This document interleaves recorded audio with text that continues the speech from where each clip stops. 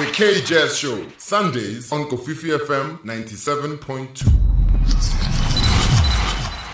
It's always special, when we, get together and welcome back one of the giants of our sound, the elders who continue to move the jazz language forward. Our guest today needs little introduction. Of course, he's a saxophonist, composer, producer, cultural thinker, and one of the most profound creative voices in South African music. And the last time he and I got together, he had just released Enhlizweni, a record that dug deep into our spiritual and musical connectedness. And now he's back. His 11th studio project, a sonic meditation that jazz writer Gwen Ansell describes as not American, copycat, or retro, but absolutely of this place and of this time.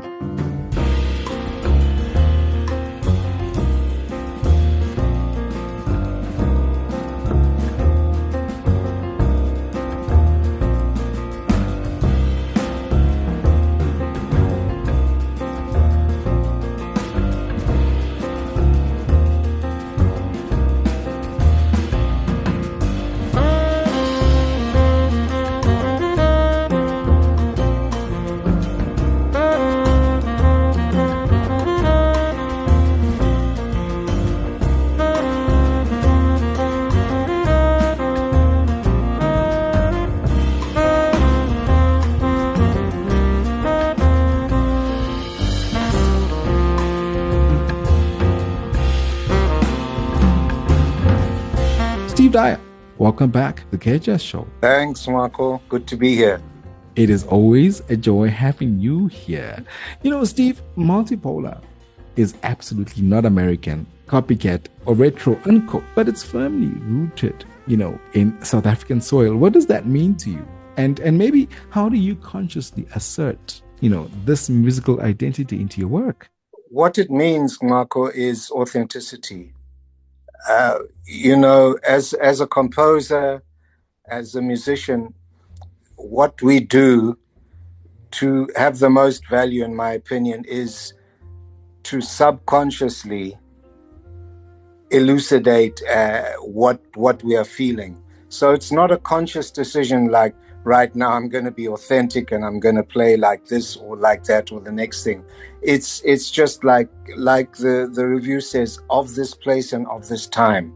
So, it's important for me to not be yesterday's man, not just to look backwards, but also there's so many things happening in South African jazz today, South African improvised music, and I want to tap into that as well. So I'm saying something about our time with the historical roots that I have that hopefully come through in the music as well. The project, feels like both a meditation and a movement. With tracks like Revolving Earth, which invite, I suppose, a reflection on the fragile planet that we live in, but also, the rhythm and chant. Was that the balance, I suppose, between spiritual contemplation and the groove intentional from the start? Yeah, I think that,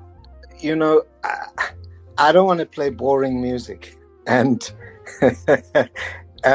so sometimes when you look back, I think there's a new energy in the air now. And I think that's African music and South African music, it's based a lot on rhythm.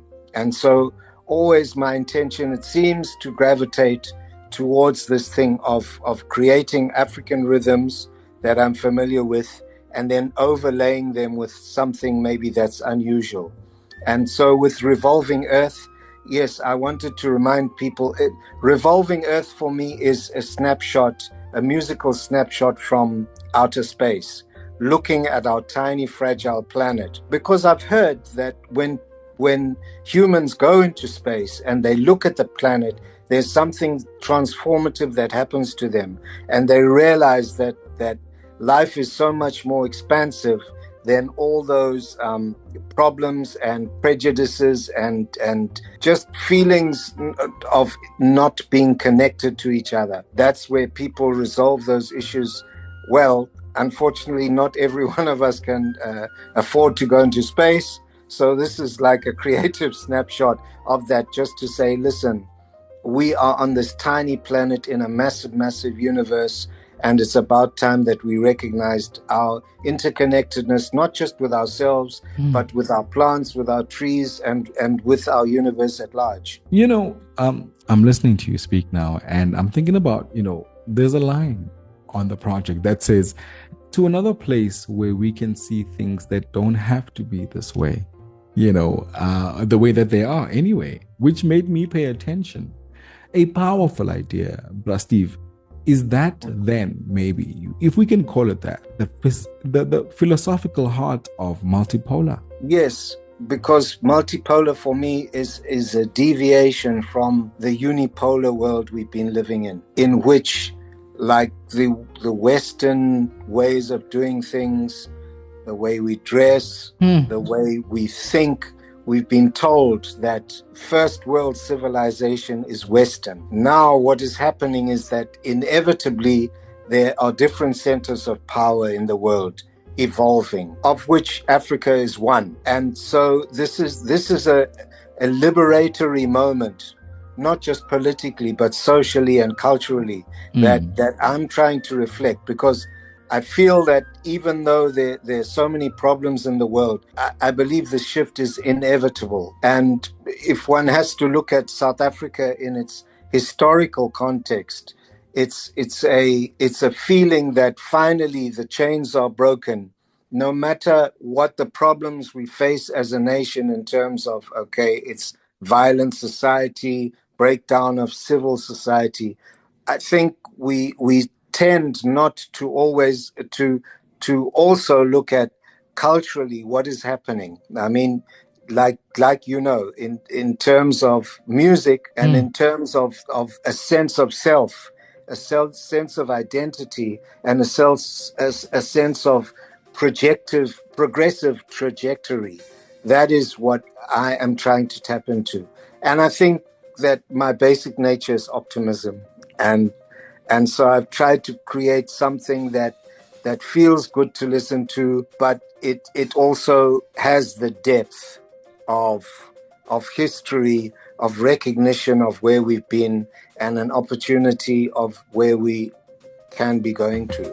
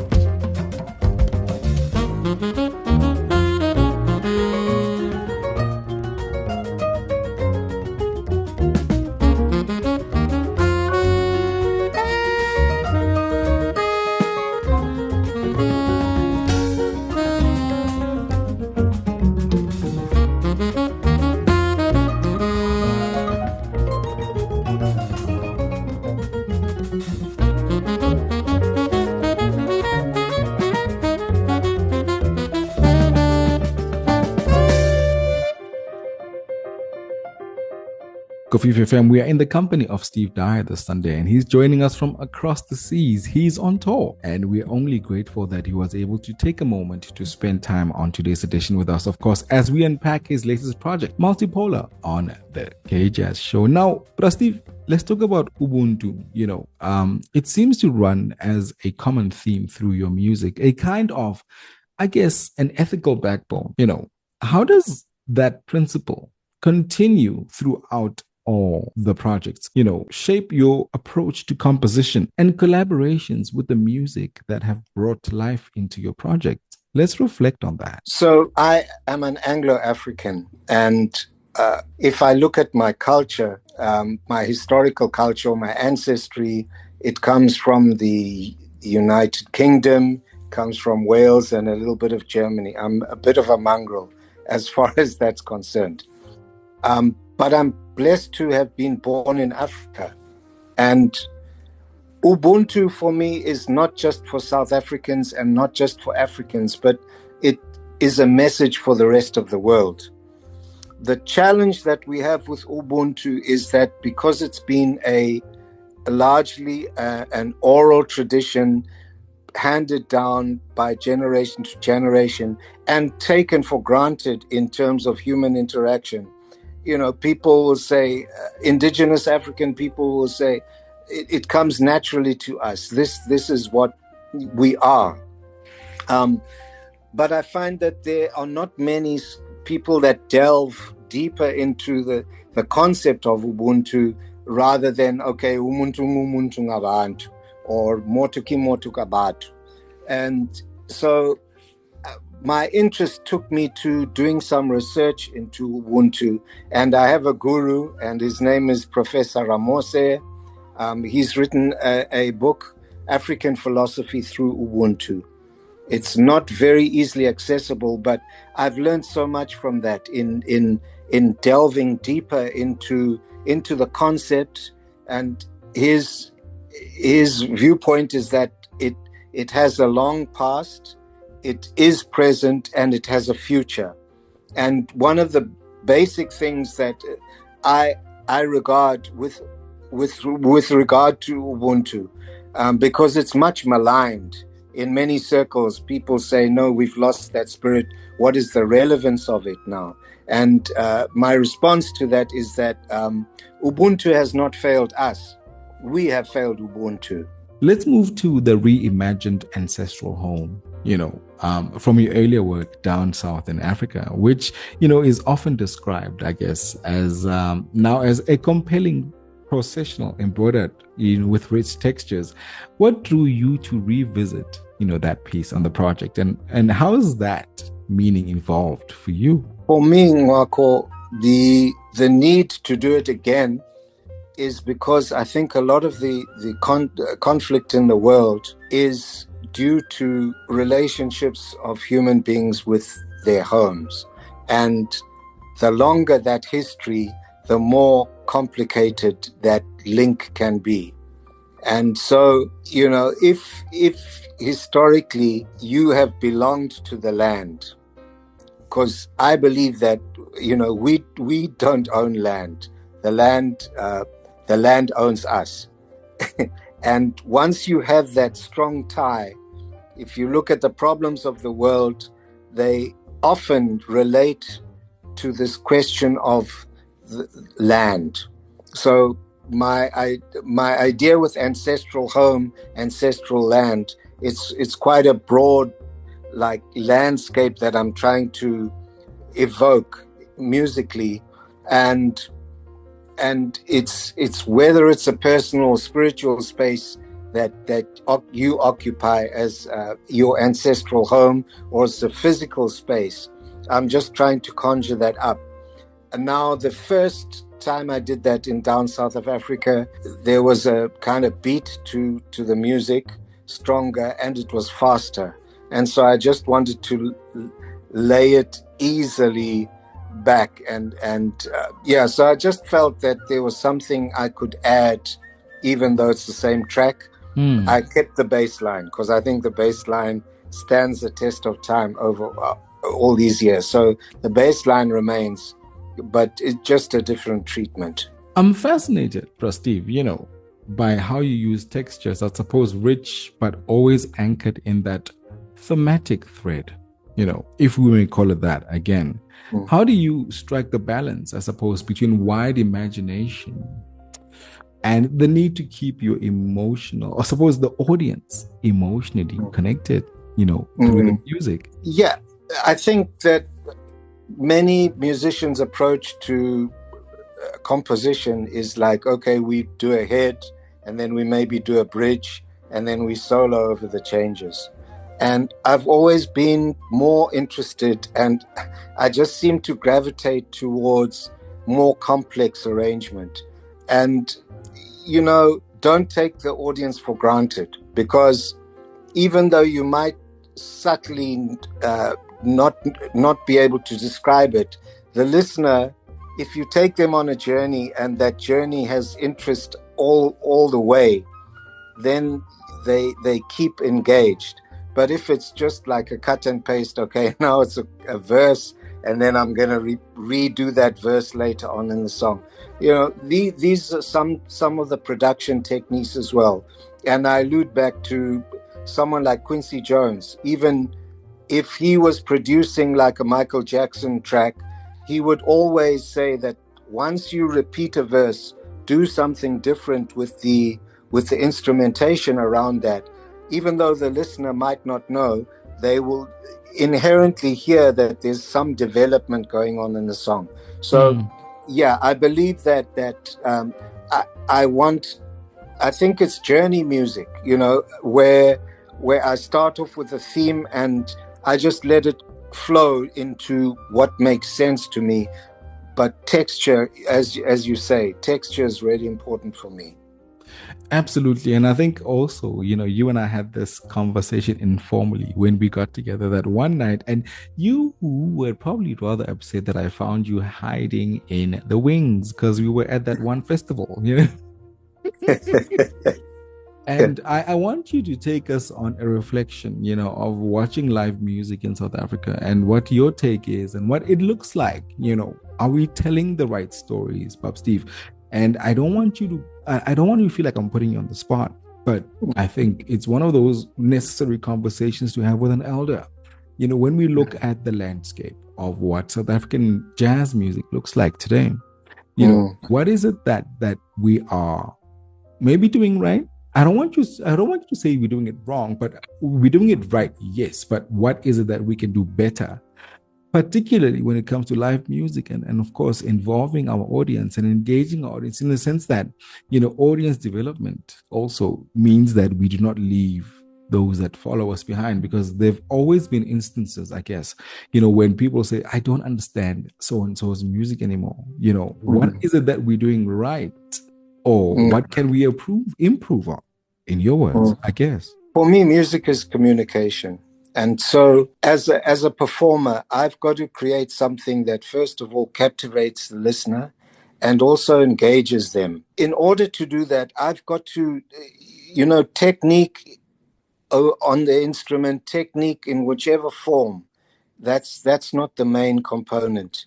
So I find that a lot of young musicians are playing a lot of notes and maybe not really checking out the changes and different approaches that you can use, because your instrument is your voice. And That's so right. let me liken it to a conversation. We have English now, all the words of English that we are, going back and forth with. So the choice of the words is important. We choose the words carefully to try and emit what we feel. Now, if I just talk like this very fast and I say, I've learned so many words in the past couple of days and I want to just tell you now and super, blah, blah, blah, that is not a clear message. And so I would say one of the things is let every note be intentional and don't let the technique play the instrument. Wayne Shorter says, don't let the instrument play you. You must play the instrument. And I think there's a fundamental there that we need to look into.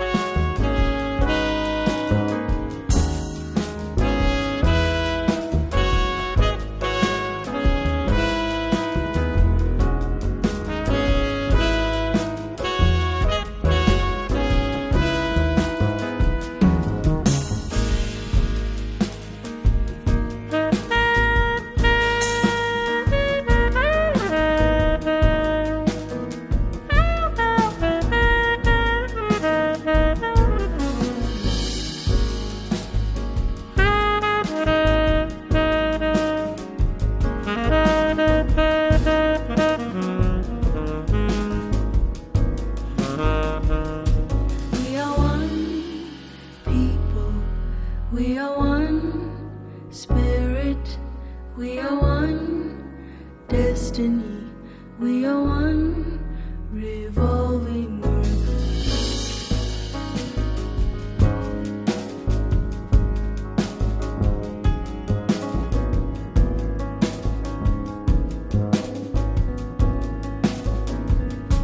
We have one future, we have one heartbeat, we have one life to live, we have one revolving world.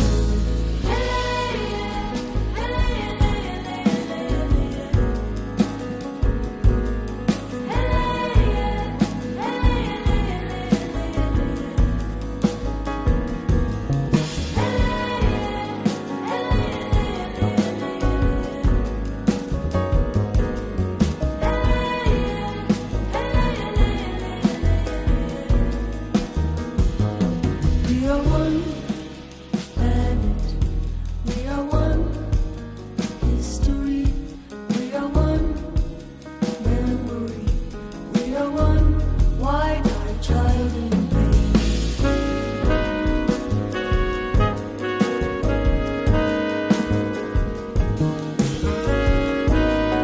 people, we are one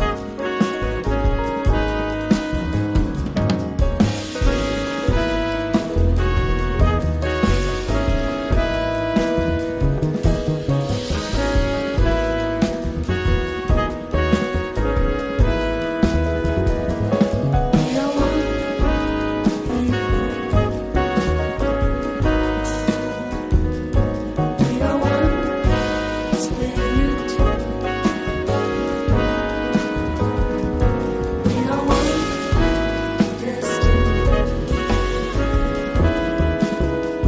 we are one memory, we are one revolving.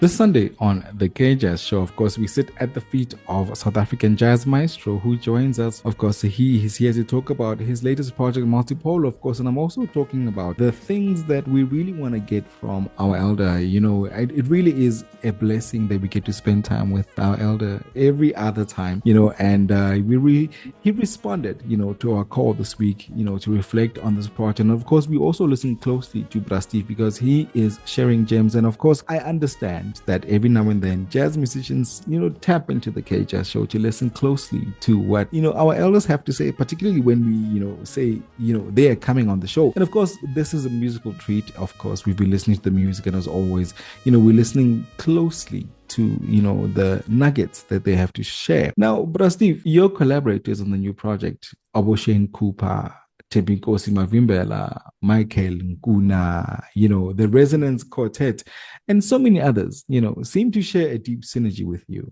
And, you know, how do you, I think maybe let's ask it this way, how do you curate the kind of ensemble, you know, chemistry when everybody supposedly, maybe even not even supposedly, but how do you curate an ensemble where everybody feels a part of that one vision? Yeah, Brastif. Yes, that's a question. I take time. I take time to think which musicians are going to really tap into what I'm trying to say. And as far as this project is concerned, you know, there's a lot of piano on the album, and I must have a big, strong shout out to Teboho Kobedi for his contribution, because he came in earlier on in the project, and we sat down, just the two of us, going through some stuff, and so he was there in the formative stages. I think it relates also back to a leadership style. You know, my intention, I want everybody that I'm playing with to sound at the very best that they can. And so I don't want anyone on stage to think, wow, does Brastif want me to do this or that or the next thing? No, I pick the musician and then I say, run with what you feel in the track, so that everyone must feel that they're giving of their own. And that's where you get the generosity, and you get the compositions moving in a direction that you might have not envisaged before. because no one single mind can have it all, have all the answers. And so that interplay, for example, like, a lot of the tracks are, yes, with Michael Nkuna. Amin's great. He's a young lion, very lyrical player. I love that. And in terms of the, when you're in horn players, we never have to say, hey, let's tune up properly. I think you're out of tune, or look, try it this way. Or just the inflection a lot of the time is very natural. And this is what helps is playing this music with musicians from South Africa largely. That really helps, because there's an unspoken code that we all seem to gravitate around that makes the music more powerful. I guess so. And of course, we hear it evidently, in the playing and the collective and how everything comes together when we listen to the project. It is absolutely called Multipolar, and it's a brand new project from Bob Steve Dyer. And he's joining us this Sunday here on Coffee FM 97.2. And of course, if we had to then take a personal reflection, Bob Steve, if Enhlizweni, let's get that right, was about being of the heart. Multipolar is about balance and multiplicity. What would you say the album has taught you personally, and as an artist and elder, being in the South African jazz space in 2025? What I think is that I took some chances. I think it's more expansive and freer. Enhlizweni was more like individual chapters of a book, just relating to my homeland.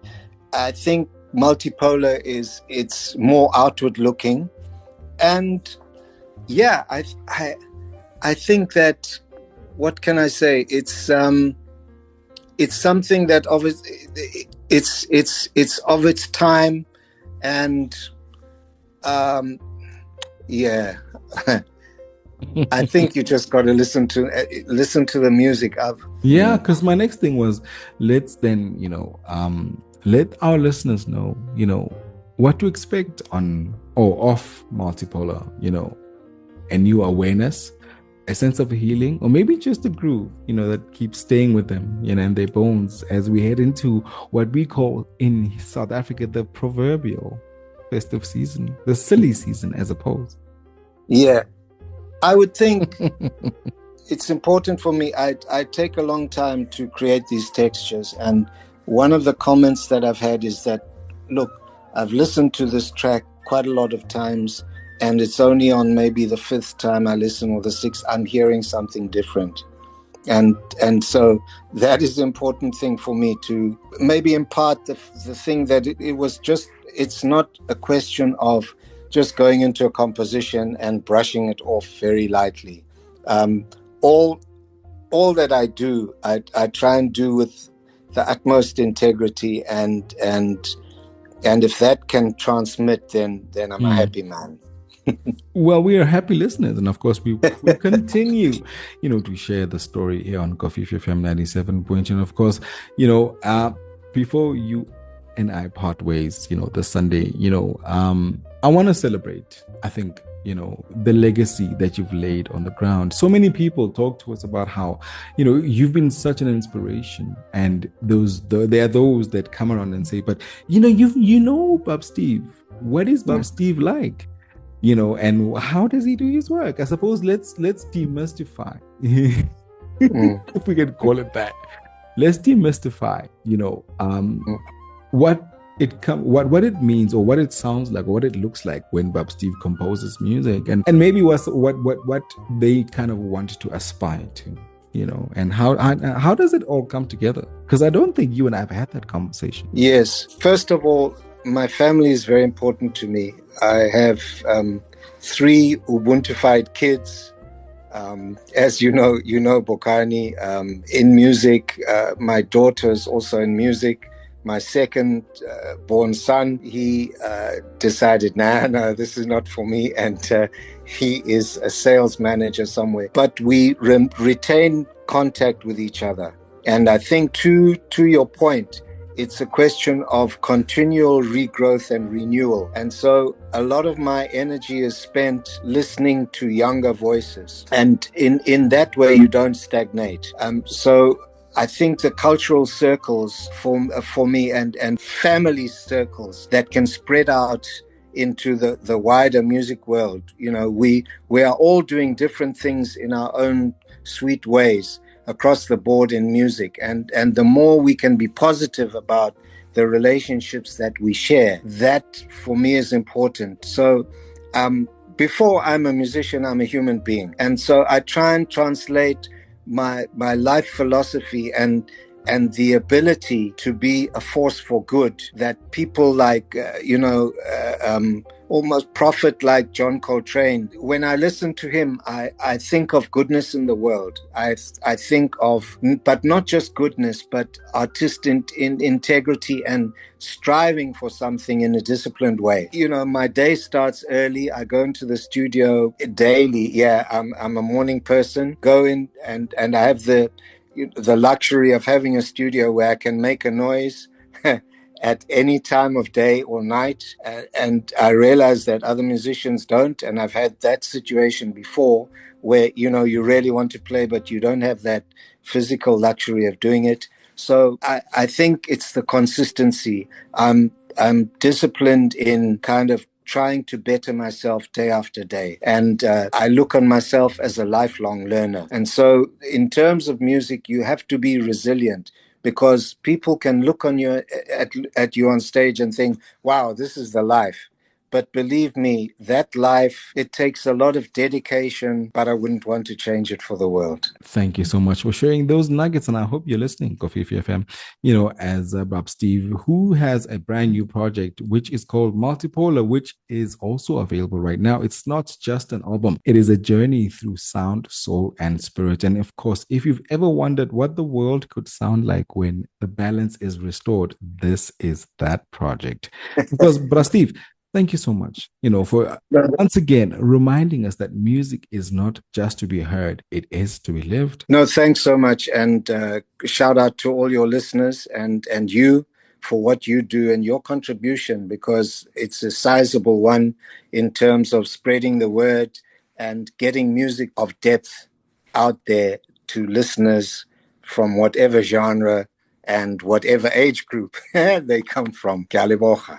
Of course, the Sunday saxophonist, band leader, composer, and longtime friend of Sundays at Kofifi. His name is Steve Dyer. And of course, he was on the Gay Jazz Show.